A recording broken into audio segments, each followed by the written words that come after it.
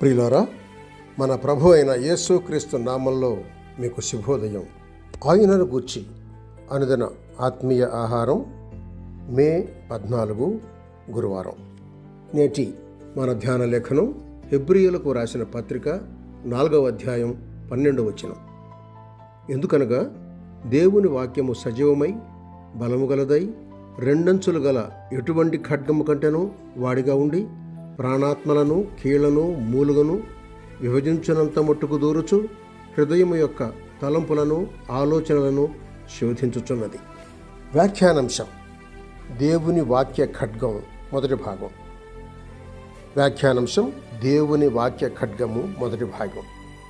వ్యాఖ్యానం: దేవుని వాక్యం లేఖనం అని లేదా లిఖిత రూపంలో ఉన్న వాక్యమని, రెండవది అవతరించిన వాక్యమని అనగా యేసుక్రీస్తు అని రెండు విధాలు.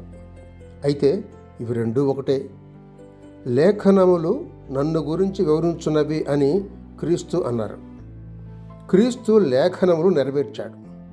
లేఖనాల్లో ఎవరి గూర్చి వ్రాయబడిందో ఆయనే క్రీస్తు. చూడండి, లూకా సువార్త 24వ అధ్యాయం 27-44 వచనం, అలాగే యోహాను సువార్త 5వ అధ్యాయం 39వ వచనం. ఈ హెబ్రీ పత్రిక 4వ అధ్యాయం 12వ వచనంలోని ఈ దైవవాక్యాన్ని ఖడ్గంతో పోల్చారు. వాక్యమే శరీరధారిగా మారిన క్రీస్తుని గురించి 5 అంశాలు గమనిద్దాం. మొదటిగా, దేవుని వాక్యము దేవుని నుండి కలిగింది. దేవుని వాక్యము దేవుని నుండి కలిగింది. బైబిల్ గ్రంథంలోని 66 పుస్తకాలను 40 మంది రచయితలు దాదాపు 1600 సంవత్సరాల కాలాల్లో వ్రాశారు. ఇది అన్ని పుస్తకాల్లాగే కాగితాల మీద అచ్చువేయబడిన దీని మూలం పరిశుద్ధాత్మదేవుడే. ఆయన అనేక మందిని ప్రేరేపించి తన పర్యవేక్షణలో వ్రాయించాడు.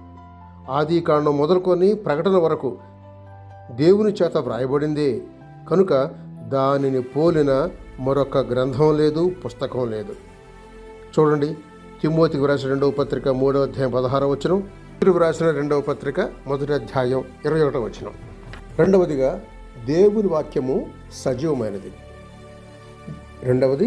దేవుని వాక్యము సజీవమైనది. దేవుని వాక్యం అంతా జీవంతో నిండింది.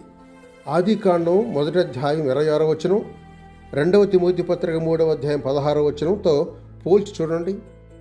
దేవుడు తన ఆత్మను మనిషిలో ఊతగా అతడు జీవాత్మ అయినట్లే తన ఆత్మ చేత ఈ వాక్యం రాయించాడు గనుక అది జీవం కలిగి ఉంది. దేవుని వాక్యంలో జీవం ఉన్నది అని ఎలా చెప్పగలం? అది స్వయంగా జీవం గలది. యోహాను సువార్త 6వ అధ్యాయం 63వ వచనం, సామెతల గ్రంథం 6వ అధ్యాయం 22వ వచనం చూడండి. అది జీవం ఇస్తుంది. యాకోబు పత్రిక 1వ అధ్యాయం 18వ వచనం, 1 పేతురు పత్రిక 1వ అధ్యాయం 26వ వచనం గమనించండి. విత్తనములో జీవం లేనట్లు కనిపించినా నాటినప్పుడు అది జీవం గల మొక్కనిచ్చినట్లే జీవవాక్యమైన దేవుని వాక్యం అక్షయ బీజం కనుక అది హృదయం అనే నేలలో నాటితే మొలిచి ఫలిస్తుంది. కీర్తన గ్రంథం 126:6వ వచనం చూడండి. అది సదాకాలం నిలిచి ఉంటుంది. జీవవాక్యమైన బైబిల్ను మనుషులు కాల్చివేశారు. సాతానుడు తుడిచివేయాలనుకున్నాడు. అయినప్పటికీ ప్రపంచంలో అధికంగా చదవబడే గ్రంథం ఇదే.